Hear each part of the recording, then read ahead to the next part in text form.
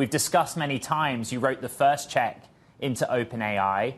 What was the rationale behind participating in this round? And we've gone over the numbers, how big they are and why it is historic. Well, the reason to participate is because I'm pretty optimistic about the impact AI can have in all parts of society. It's very, very large over the next 10 or 15 years. So if you're a long-term investor, as I am, it makes sense.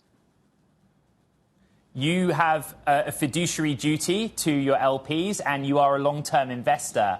And as always, I always put on social media that you're coming on the show. And many people in the Bloomberg Technology audience say, does Vinod Khosla sense that an IPO is coming for OpenAI? And so he's got into this round in preparation for that. We haven't discussed an IPO. The structure today isn't set up for an IPO. Let's talk about that structure. Have you been discussing turning into a B Corp, deciding to be more for profit? Well, Sam has publicly discussed changing the structure without talking about the specifics. And that's probably all I can say. I think it's a good idea for this company to be set up to raise more money when needed. I think the way perspective on OpenAI is they've, over the last 2 years, crammed 20 years of rapid growth in revenue into 2 years. When you have that kind of growth from almost no revenue to billions of revenue, as has been reported, you want to be set up, and you will need to consume capital, especially in data centers and some other training centers, et cetera. So the perspective you should take is 20 years of growth in a normal startup in 2 years and rapid growth. You would expect to see changes. Internal as well. How have you felt about the fact that the founding team that you first invested in looks very different now from the team that leads the business, apart from Sam? Well, I think the team looks different, but it's very strong technical team. And what has been happening is streamlining it for rapid movement. As you know, the company has been producing products at a blitzkrieg kind of pace. Very few competitors have been able to keep up with the wide range of products and pretty significant capability that the company has developed. And I think the key in this race is to beat the competition, not worry about others, and frankly, grow revenue very rapidly, and which is usage very rapidly. Vinod, last month, you wrote in your blog a piece titled AI, Dystopian or Utopian. I read it. It's a long read, but in conclusion, you see a path to AI unlocking wealth that is basically held by less than 1 billion people, being extended to nearer to 7-8 billion people through AI. The bit that was missing from the piece, I felt, is how does OpenAI get us there? You are very focused on OpenAI, I guess, as a leader in getting human access to artificial intelligence technology. Forgive me. Well,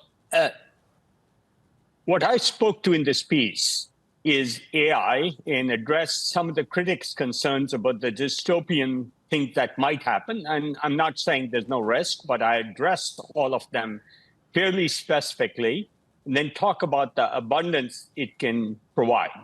It's the most important tool we've had in human history for creating abundance and creating a fairer, more equitable, more well-off society. The company that wins in AI will lead this race. I suspect more than one player will be participating. So it's not just OpenAI, but I'm very, very bullish. OpenAI is executing extremely well on product, which is what matters, and on revenue growth. So I'm excited for OpenAI as being a leader, but probably one of the leaders in this space. To be a leader, do you think Sam should take equity himself in the company? That's for the board to decide. I do think Sam deserves something for what he's done, but it's not his highest priority. It's far from his highest priority. Vinod, what is your assessment so far of Sarah Fryer? My understanding, speaking to some of your peers and colleagues in industry, is that she prepared a pretty straightforward presentation that tried to educate those that didn't have as clear an understanding of the path forward and business model.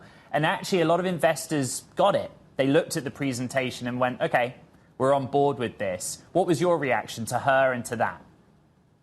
Well, I've known Sarah for a long time. I was on the board of Square, now Block, when she was CFO there. So I've had a long relationship with Sarah. You're exactly right. She prepared a crisp presentation. It was simple, straightforward, said, here's where we are today. Here's where we expect to be a year from now. Much more than that is not that predictable. And it was compelling. Obviously, it was compelling to me. Otherwise, we wouldn't have invested. Fair. And what's interesting is you say, look, it won't be the only one, but you want it to be the leading player. There was some consternation, Vinod, that within the documentation, there was a push that anyone who backs OpenAI can't back its competitors in the future. Is that normal? Is that something that you want to see in such documents? In very large bets, this is pretty normal. And it isn't a requirement. It's not a legal commitment. It's a mutual understanding, and we operate a lot on trust. So investors committed to get behind OpenAI and not its competitors. And that's pretty normal, especially at this scale. Vinod, I'd like to end our conversation by just talking about technology. Every day, I have a conversation with ChatGPT 4.0 voice input, or I talk to Meta AI through the Ray-Bans. And sometimes my wife looks at me baffled, or in the street in San Francisco, or my colleagues here in the bureau. And I say all that to ask the question of when you think the tipping point is, that the large body of people out there either understand how they're supposed to be using this daily, or believe that they should be using it daily. Well, when I put my email address on my business card in the 80s and had dinner with my business school friends, they laughed at me all night. So if unfamiliar things, I'm wearing AirPods, which would have seemed strange 10 years ago. So people do adjust. Some people adjust faster. I think what the question you have to ask is, ChatGPT useful to you? And it's extremely useful to me in a wide range of tasks. And yeah, it's generally useful to me very broadly. Even my Tesla driving is incredibly valuable to me. So that's all AI. And so focus on what's useful, not the perception of it. And in the end, it'll spread everywhere if it's actually useful to more people. Quick, last on what's your favorite thing currently to use ChatGPT for? Wide range, from following scientific stuff. I participated in a scientific meeting where I didn't have a background. It was extremely useful in interpreting things that were being said for me. I also used it to design my garden.